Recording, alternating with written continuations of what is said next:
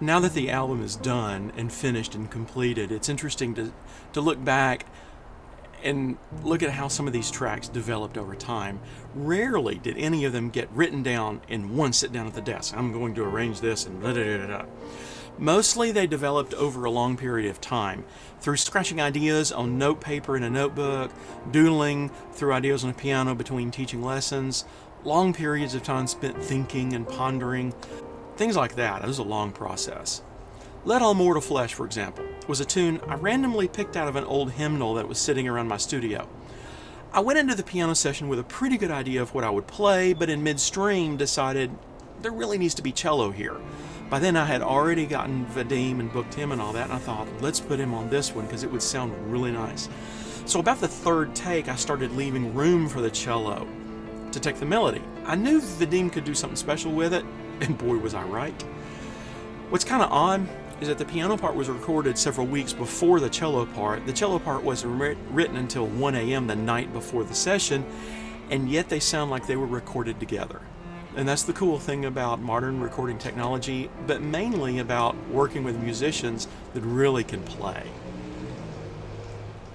Love Came Down at Christmas is another example. It's the only track not recorded down at Shadow Sound. We mixed it down there. It was recorded in my home studio, which we lovingly call the outhouse, because it's the house out back. No plumbing, but has air conditioning and internet.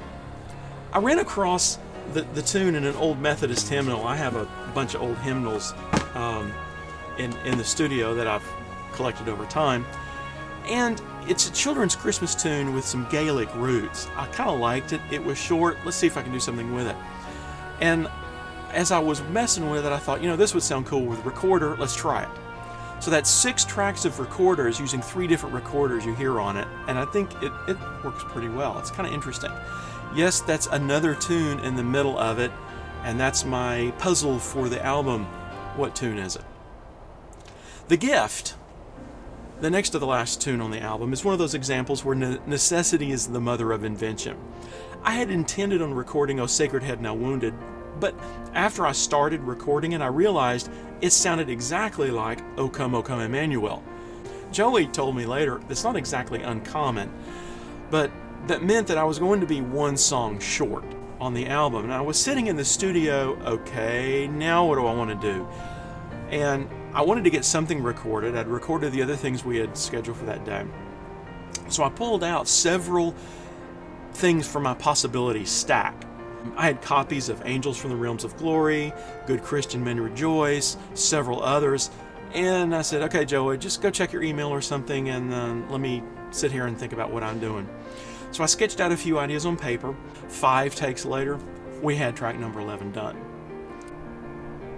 It Should Be Called Christmas has been a phenomenally interesting project, filled with tons of moments that I will remember for a very, very long time.